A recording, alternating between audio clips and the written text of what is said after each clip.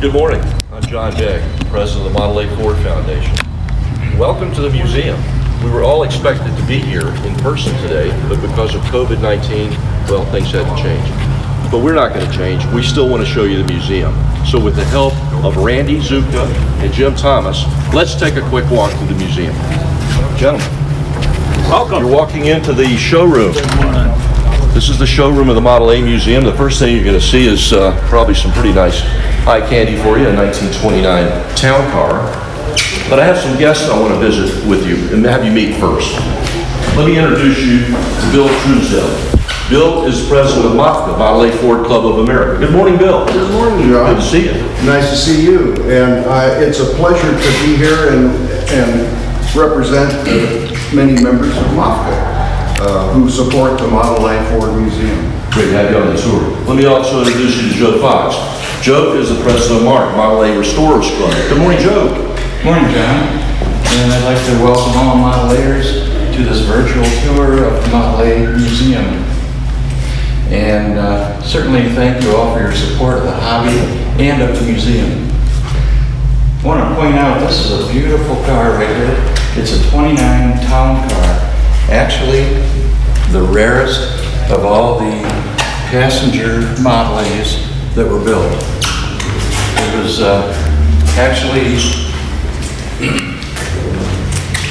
actually focused on high-end users and has many luxury features.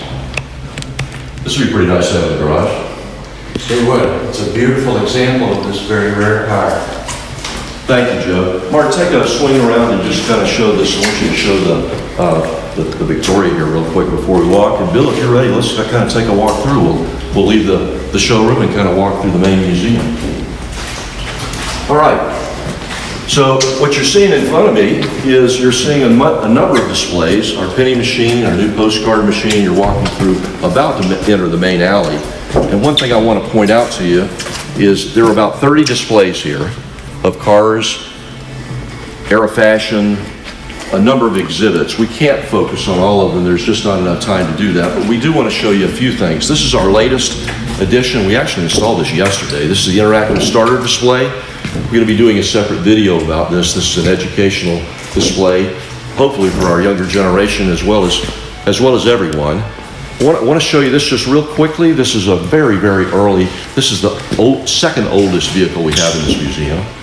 It's a 1928 truck. It was actually assembled in November of 1927. And it's a beautiful restoration from the Rood family donation. And Bill, you're familiar with this car. Talk about this car if you will. I would. It's one of my favorites in the museum, John. The 28 Ford Model A Thomas Edison's Phaeton. This car was actually the very first car that come off the production line, and the number 1 was stamped by Henry himself on that engine block. This car is on loan to us from the Henry Ford Museum, and we are very proud to have it. It's hard to imagine a more unique car. So this is number 1. This is the oldest car we have in the museum, and I showed you the truck, which is the second oldest. Let's continue to walk through, gentlemen. You're going to see a number of other displays, but where we're going to stop is we're going to stop at the first responders vehicle, which is our theme this year. Each year we do a theme. First responders was the selected theme for this year. And it's to recognize vehicles that were used in the Model A era in community support. And so you're going to see several vehicles. We're going to stop first at the ambulance. This is the green ambulance. It's about as green as you can get. And Marcia Cannell, who was one of our trustees, is going to talk a little bit about the ambulance. Go ahead, Marcia, please. Hi, this is a 1931 Model A ambulance on loan to us from Mr. Wayne Arnold in Seaborn, Indiana. This vehicle has a traditional back door of an ambulance, but it also has a side entrance here to help access the stretcher and medical personnel. Unfortunately, this rig doesn't have air conditioning, so we hope that your ride to the hospital isn't a long one. Thank you, Marcia. I should have introduced Mark Marin. Mark is doing the filming for us. Thank you, Mark and Val. We are going to look at the paddy wagon next. The paddy wagon and the police car are on loan to us from the Elliott Museum in Stuart, Florida. Now, these are real vehicles that were actually used in service as police vehicles in 1930-31 time frame. The paddy wagon, which you're looking at here, actually weighs over 4,000 pounds. It would hold 8 passengers. Let me show you the back end of the entry point for passengers. It's a really heavy-duty vehicle, as you can see, but it still has the 40 horsepower Model A engine. It does have a 4-speed transmission with a creeper first gear, but it's a slow mover. This is not meant for speed. But Mark, if you could come around and show the back of the where the passengers are. Now, in the real times, there would probably be manacles on the bottom to hold the passengers. Maybe these passengers would not be as pleasant as other Model A passengers, but nonetheless, this is what was used back in that time frame. Moving on, we're going to kind of walk around this. It's hard to do justice doing a film. You really need to see this in person to really appreciate the quality of this restoration. But we also have the matching police car.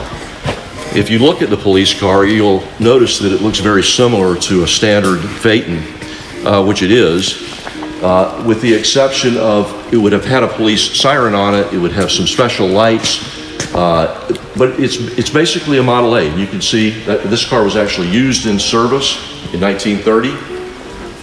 It's being guarded by Officer Delaney, who is in era fashion police uniform, and he's standing next to a police box. Now, for those not familiar with this, very briefly, a policeman would open that box with a key and there would be a phone in there, and he would call in his main dispatch center if he needed some help. The light would light up to show where he was located, who needed service in that area. So we're talking about our theme, which is first responders, and so we now also want to talk to you and show you a little bit about a fire engine we have. Let me introduce you to Ken Ehrenhofer. Ken, if you could say good morning and talk about the fire engine. Good morning. This is a 1928 Model AA Ford, and it has a fire unit that's built by the Boyer Fire Apparatus Company in Logansport, Indiana.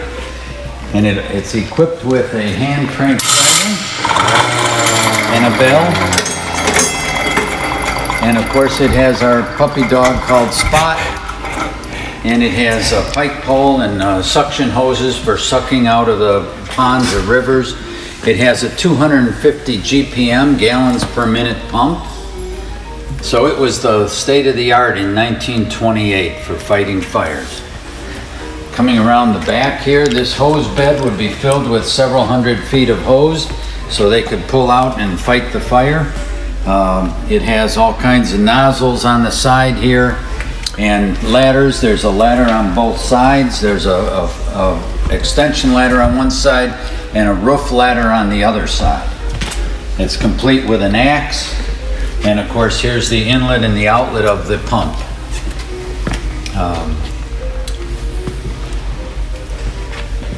Beautiful. This is a real driving fire engine. You could take this out on the road today, right, Ken? That's for sure. You've got another one yourself, I believe. I have a 1929, same manufacturer, Boyer Fire Apparatus truck. Thank you, Ken. Thanks. We're going to continue to walk around, Ken, and show some other things. Here's a Model A that you probably haven't seen in a Model A show, in a Ford display. You certainly wouldn't have seen one in a showroom in 1931. Mr. Dean Weller from DeSoto, Kansas, has donated this vehicle to us. It's a handmade Model A. It has a completely restored Model A chassis and drivetrain. It was made out of wrought iron. It's actually a beautiful piece of art, as well as an educational display. It gives you the opportunity to really see the inner workings of a Model A. Just a beautiful restoration, or a beautiful creation, I should say, that was made by Mr. Weller. So thank you to Mr. Weller. Let's continue our walk through to give you an idea of some of the other vehicles we have here on display. We're going to just kind of take a walk with Joe and Bill and show you some of the other exhibits. We can't stop at all of them, as I mentioned earlier. There's simply not enough time. But I did want us to walk over and take a minute and talk about the schoolhouse display and the school bus. Joe, can you talk to us about that a little bit? Absolutely. This is a really beautiful display over here. It actually depicts a schoolroom such as the one-room schoolhouse that was used in the Model A era. You'll see era maps, books, desks even from the area, and even some of the mannequins are clothed in era fashions of the time period. It's quite an interesting display, but the best part of course is the school bus itself. So if you look at the school bus, you'll see this is where we, if I can help you with this a little bit, this is where we allow some of our school children to come in and we'll do photo ops. They love that part of the display. Oh, that would be great. Yeah, this is a 1930 school bus. It was bought by the El Monte School District in California, and it was used to haul